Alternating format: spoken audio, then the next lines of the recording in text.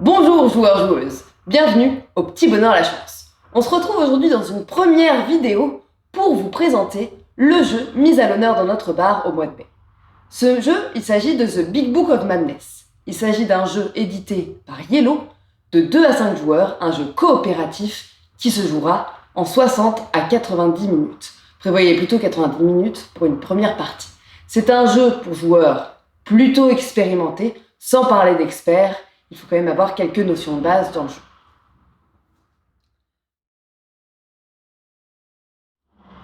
Vous êtes des apprentis magiciens, vous êtes encore à l'école. On vous a mis en garde contre certains livres que contenait la bibliothèque de l'école, et plus particulièrement le grand livre de la folie. On vous a mis en garde, et pourtant un jour, votre curiosité a pris le dessus. Vous décidez, une nuit, d'aller dans la bibliothèque, et vous arrivez à trouver ce fameux livre. En l'ouvrant, vous vous rendez vite compte que vous n'êtes pas à la hauteur. Vous allez devoir apprendre des sortilèges sur le tas, au milieu des livres de la bibliothèque qui vous entourent. Vous allez devoir contenir les monstres que contient ce livre et les enfermer à tout jamais dans ses pages.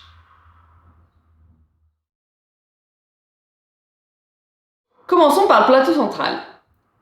Nous voyons du coup un plateau avec plusieurs éléments. Ici, le fameux livre. Ce fameux livre est composé aléatoirement. Donc vous allez avoir une première de page qui va être aléatoirement choisie parmi les premières de pages disponibles dans le jeu. Vous allez également avoir 5 pages intérieures, aléatoirement choisies également et aléatoirement ordonnées. Et l'unique page de fin qui est marquée fin. Vous composez ce livre et vous le placez au milieu. Vous placez le marqueur de tour sur le petit symbole avant le premier tour du premier joueur. Nous n'avons pas encore commencé la partie, nous n'avons pas encore ouvert le livre. Chaque fois que vous allez passer à un joueur suivant, vous allez avancer le marqueur sur la piste et déclencher les effets du marqueur, des maléfices, etc., etc. Ici, nous avons le marqueur de manche. Une fois que nous avons fait 5 tours de joueurs, nous allons pouvoir avancer le marqueur d'une manche et effectuer éventuellement les effets associés à la manche. Nous avons ici également un tas de folies. Donc là, j'ai préparé une table pour 3 joueurs, donc nous avons 25 cartes folies.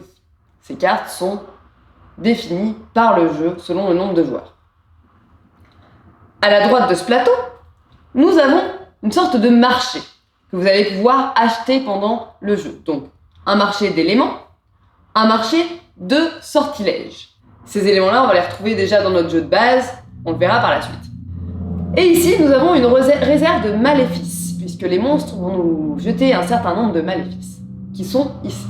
Voilà pour la partie centrale. Ensuite, la partie de chaque joueur. Chaque joueur choisit un personnage.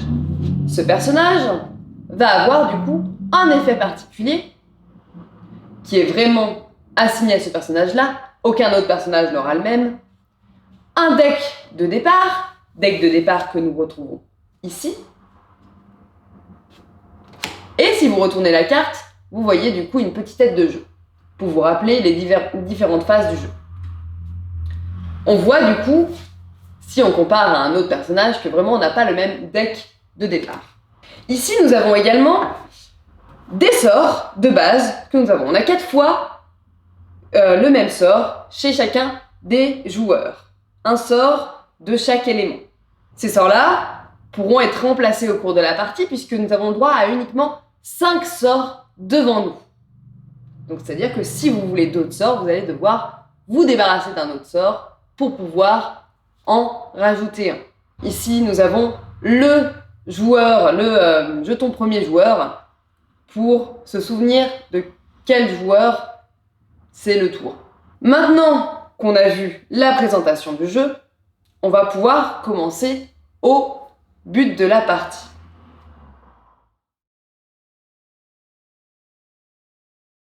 Si nous prenons le tour de jeu, celui-ci est très bien décrit. On commence par une phase de concentration, c'est-à-dire redresser vos sortilèges épuisés. Oui, effectivement, puisqu'un sortilège, lorsque vous l'utilisez, vous le basculez sur le côté, il est utilisé et vous ne pouvez pas le réutiliser avant de l'avoir redresser. Ces sortilèges-là sont un peu particuliers dans le jeu, puisqu'en fait, vous voyez que pour un élément de feu, vous pouvez détruire une carte. On a dit qu'il pouvait être utilisé qu'une seule fois, ce sortilège. Oui, c'est vrai. Sauf que vous pouvez défausser plusieurs éléments en même temps de l'élément correspondant et détruire du coup plusieurs cartes correspondant au nombre d'éléments que vous avez défaussés. Nous avons ensuite la phase du monstre, donc on avance le marqueur d'invocation qui est le petit livre sur la piste. La phase 3 qui est la phase d'action et on va décrire du coup les actions possibles. Donc nous pouvons lancer un sortilège, donc comme on l'a vu, en défaussant un nombre d'éléments correspondant à la carte et en tournant la carte. Nous pouvons apprendre un nouveau sortilège. Alors ces sortilèges également ont un coût. Quand vous l'apprenez, c'est un coût fixe, un coût de 2.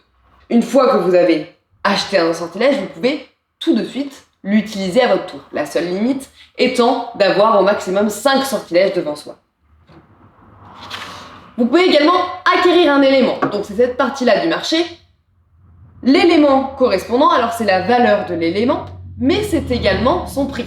Donc si vous voulez acheter un élément qui aura une valeur de 3, vous allez devoir payer 3. 3 éléments de ce type-là bien précis. Vous pouvez également détruire une malédiction. Alors les malédictions, on va en prendre une au hasard, sont composées ainsi.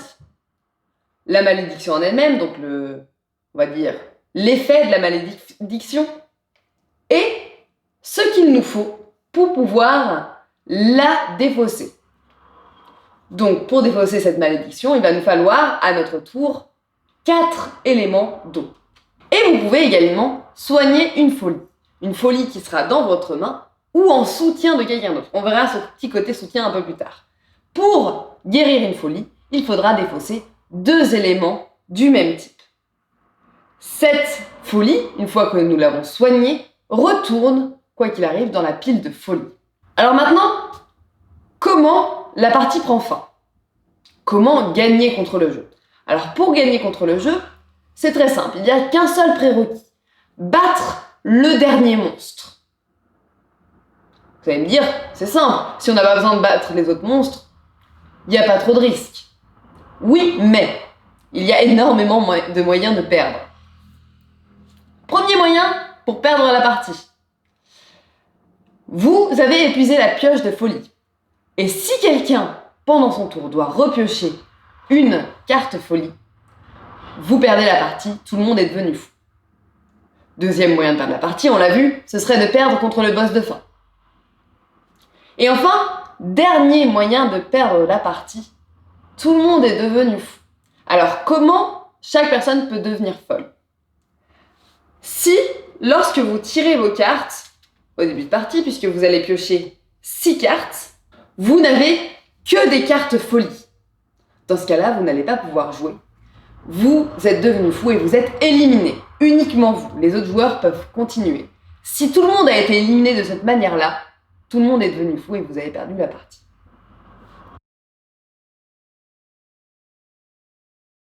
Alors, maintenant qu'on a vu la mise en place, les divers éléments de la partie, on va pouvoir commencer une petite partie d'introduction.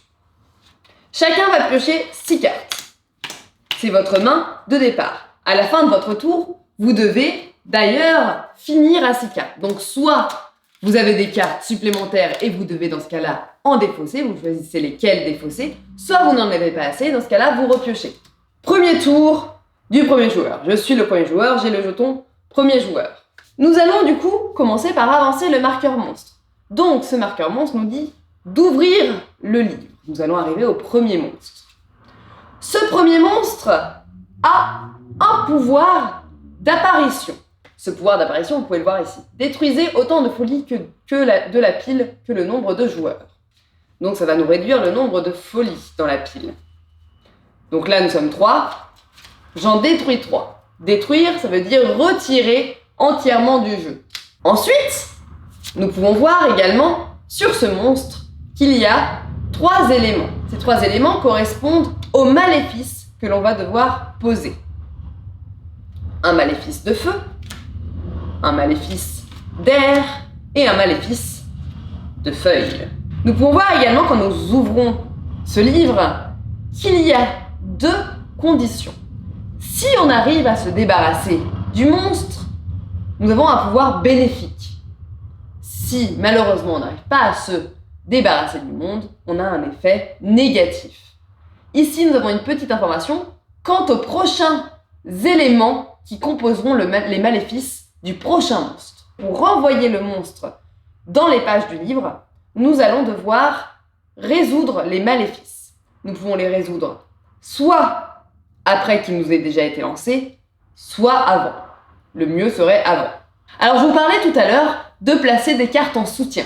Qu'est-ce que c'est qu'une carte en soutien? Les cartes que nous avons dans notre jeu, nous sommes les seuls à pouvoir utiliser. Par contre, nous voyons que nous avons un sort ici qui nous permet de placer des cartes en soutien. Ces cartes-là, une fois qu'elles sont placées en soutien, vous les mettez ici, elles sont disponibles pour tous les joueurs. Alors, uniquement une seule fois. Par contre, si un joueur veut pouvoir utiliser la carte qui est en soutien, il peut tout à fait.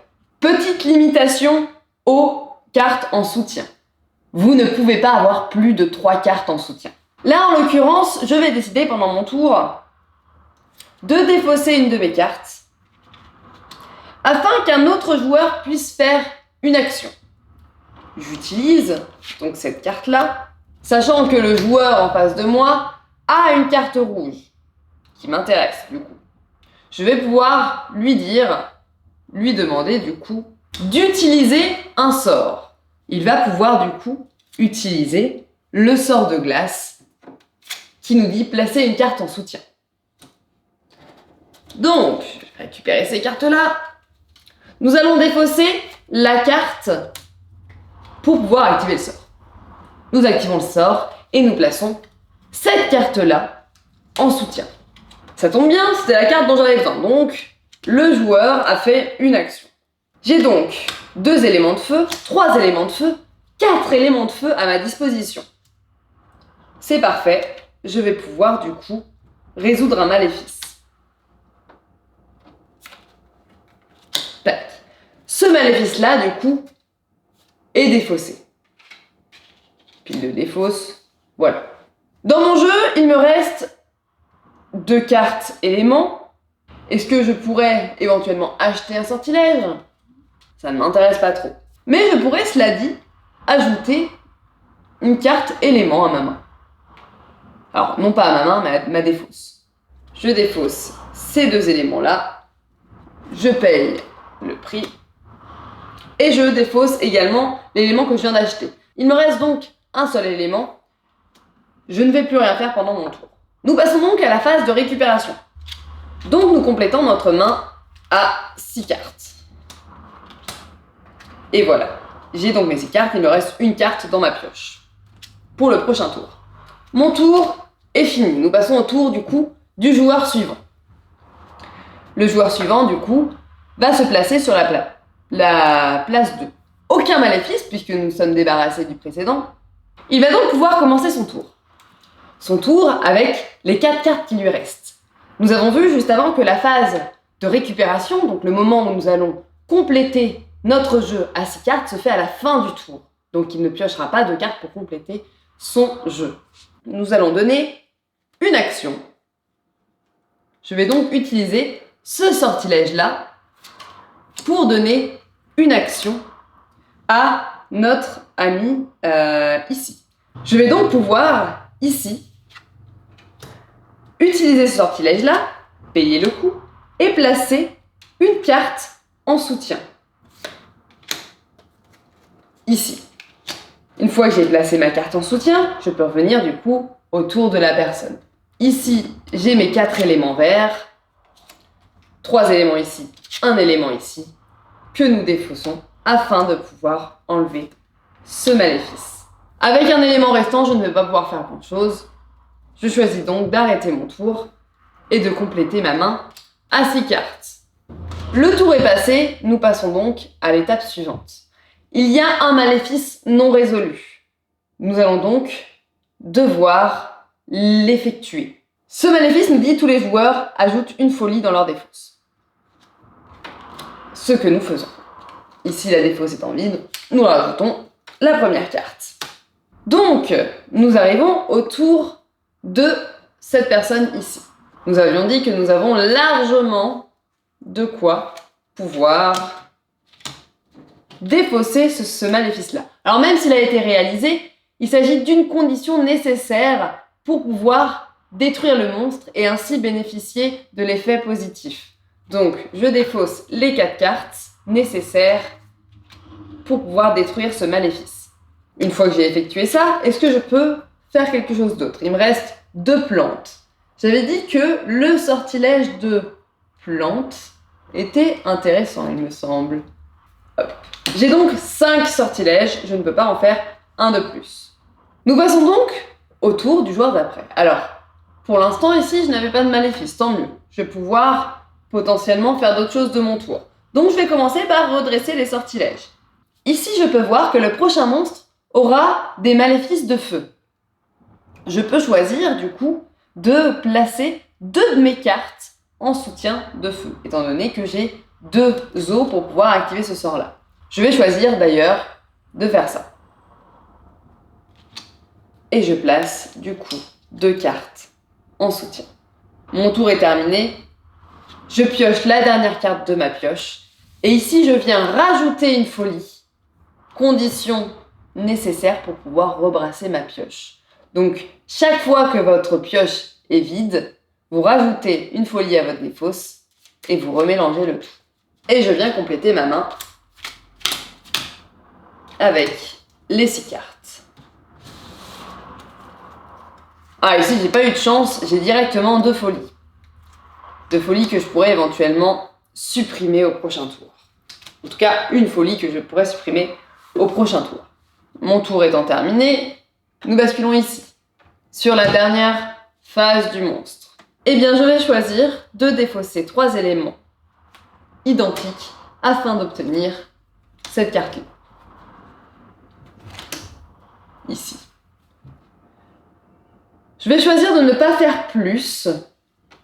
Je vais choisir d'économiser du coup des cartes à mon tour et de ne pas trop défausser de cartes. Donc je pioche la dernière carte, je prends une folie et je remélange ma pioche. Je viens compléter. Pas de folie. Nous passons au prochain joueur. Alors ici, nous regardons si nous avons réussi. Plus aucun maléfice sur la piste, nous avons réussi à enfermer le monstre dans ses pages. Nous avons donc un joueur au choix gagne un des sortilèges disponibles de la bibliothèque. Trop bien. Donc, je regarde le nouveau sortilège qui a été dévoilé. Un joueur peut détruire 2 éléments identiques de sa main et ou en soutien pour ajouter de sa main un élément de valeur de type 2 du même type. Ça c'est pas mal. Je vais tout de même le rajouter du coup à ce personnage-là qui est plus susceptible d'avoir du vert. Maintenant que j'ai fait ça, nous pouvons du coup passer au prochain monstre. Ici, nous avons du coup le monstre avec son pouvoir d'apparition. Donc son pouvoir d'apparition nous dit tous les joueurs ajoutent une folie à leur main. Et ici, nous venons rajouter les sorts correspondants. Et nous descendons également le marqueur d'une manche. Maintenant, vous savez jouer à The Big Book of Madness. Dernière petite précision, lorsque vous arrivez au marqueur de manche correspondant à rajouter une carte multi-élément de maléfice, vous devez la rajouter avant de rajouter les maléfices du monstre. J'espère que cette petite démonstration vous aura plu. Le jeu The Big Book of Madness est disponible dans notre bar et également à la vente dans notre partie boutique. Maintenant, je vous dis à bientôt et amusez-vous bien.